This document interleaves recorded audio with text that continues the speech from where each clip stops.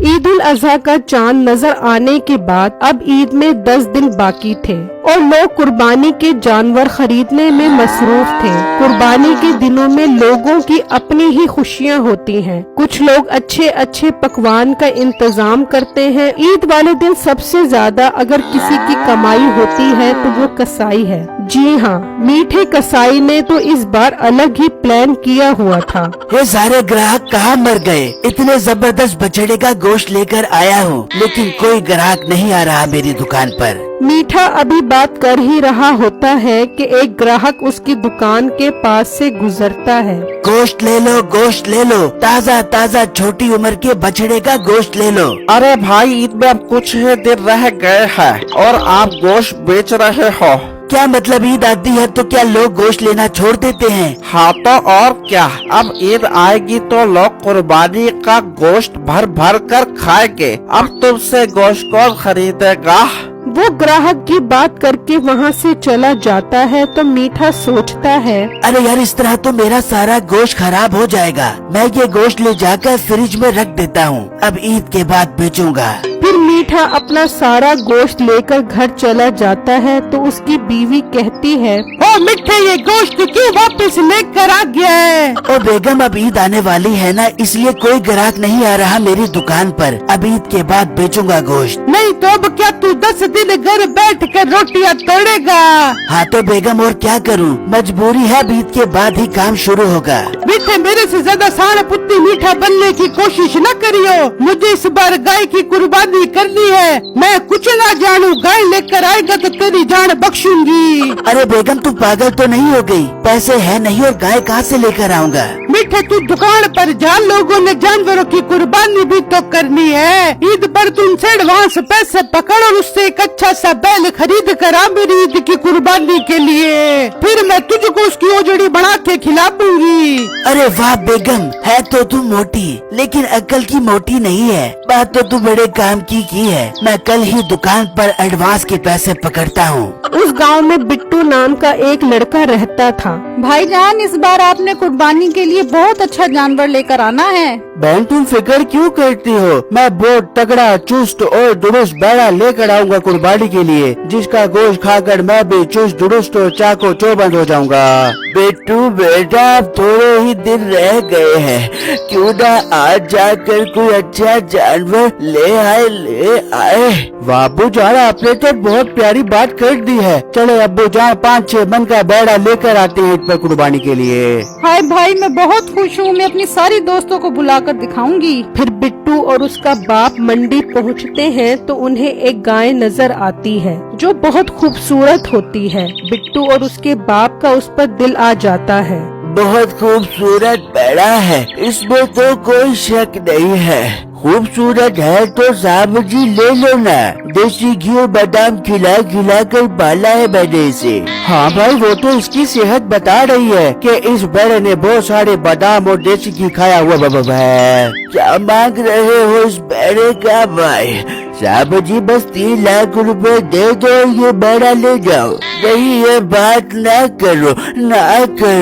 बैड़ा 2.5 लाख से ऊपर का नहीं है। अगर 2.5 लाख में दे रहा तो ठीक है, वरना हम आगे जा रहे हैं। अरे रुको साहब जी, 2.5 लाख में सौदा पक्का करो ना यार।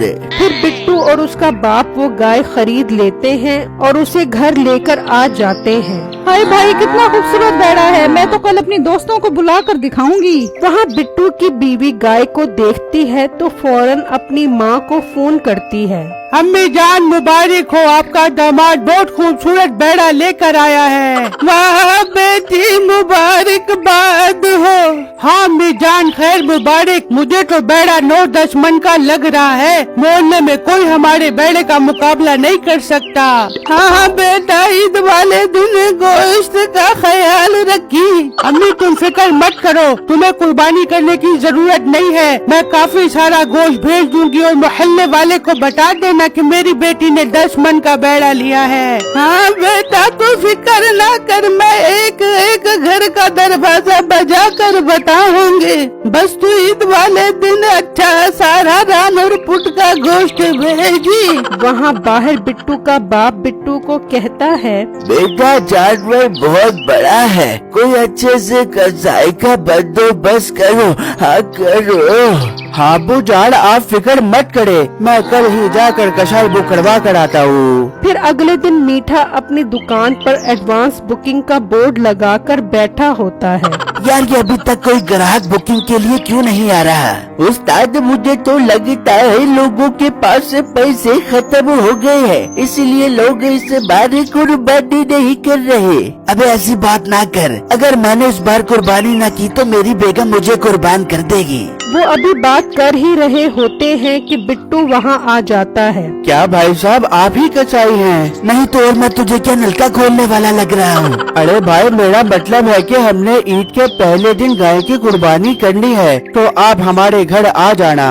सॉरी भाई, बड़ी माजरत के साथ पहले दिन की बुकिंग हो गई है। लोग तो मेरे पीछे पड़े हुए थे कि मीठे भाई हमारी कुर्बानी आपने करनी है। मैंने कहा अच्छा बेफिक्र हो जाओ, मैं तुम्हारी कुर्बानी कर दूंगा पहले दिन आकर। तो भाई क्या आप पहले दिन कुर्बानी नहीं करोगे? सॉरी, पहले दिन हाउसफुल हो गया है। ठीक है भाई, मैं फिर किसी और से बात करने के लिए चला जाता हूँ गाय की कुर्बानी के लिए। अरे भाई परेशान क्यों होते हो? अगर तुम इतना इसरार कर ही रहे हो तो मैं तुम्हारी पहले दिन कुर्बानी कर दूंगा। ठीक है तुम मेरे साथ चलो, मैं तुम्हें अपना जानवर दिखाता हूँ, फिर तुम मुझे पैसे बता दो उसके। फिर वो बिट्टू के साथ उसके घर आते हैं तो गाय को देखकर हैरान रह जाते हैं। ये तो बहुत बड़ा जानवर है, इसके 30,000 रूपए लगेंगे। ठीक है भाई, आप ईद के पहले दिन आ जाना और 30,000 रूपए ले जाना इसका गोश्त बनाकर। फिर मीठा वहाँ से जाने लगता है तो कहता है, शेरू ये जानवर बहुत महंगा है, कुर्बानी की तो हमें 30,000 रूपए मिलेंगे। अगर हम ये जानवर चोरी करके इसे बेच दें तो हमारे पास बहुत सारे पैसे आ जाएंगे। उस्ताद बात तो तुम ठीक कर रहे हो, तो फिर आज रात को इसे चोरी करने का प्लान बनाते हैं। फिर मीठा जब घर जाता है तो उसकी बीवी कहती है, हाँ मिठे, कुर्बानी के जानवर का क्या बना? बेगम तेरा शोहर कोई आम बंदा है, तेरे लिए कुर्बानी के जानवर का इंतजाम हो गया है। कल तेरे लिए अच्छी सी गाय लेकर आ जाऊंगा। अरे बिट्टे आई लव यू, दिल कुछ कर दिया तूने मेरा।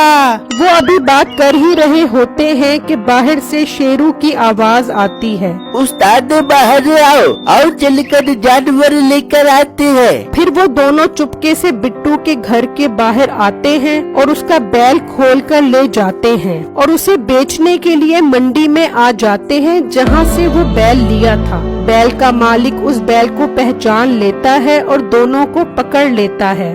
वहाँ अगले दिन जब वो बाहर आते हैं तो बैल नहीं होता। अब्बू जान ये बैड़ा कहाँ चला गया है? हाय मैं लुट गई, अब मैं अपनी अम्मी को गोश्त कहाँ से भेजूंगी? बेटा हो सकता है रात को उसकी रस्सी खुल गई हो और वो वापस अपने भाई के पास चला गया हो। हाँ अब्बू जान हमें जाकर उससे पता करना चाहिए। फिर जब वो मंडी पहुँचते हैं तो उनका बैल वहीं खड़ा होता है और मीठा और उसका साथी दोनों साथ बैठे होते हैं। भाई साहब ये हमारा बैड़ा आपके पास कैसे आ गया? फिर बैल का मालिक उन्हें सारी बातें बताता है। ये बैल रात को ये दोनों बगैरत बेचने के लिए आए थे। अच्छा तो ये दोनों बगैरत कसाई होने के साथ साथ चोर भी है? हाँ है। भाई आप अपना बैल ले जाओ, इन दोनों को तो मैं पुलिस के हवाले करता हूँ। मुझे कमेंट बॉक्स में जरूर बताइएगा आपको मेरी स्टोरी कैसी लगी। शुक्रिया।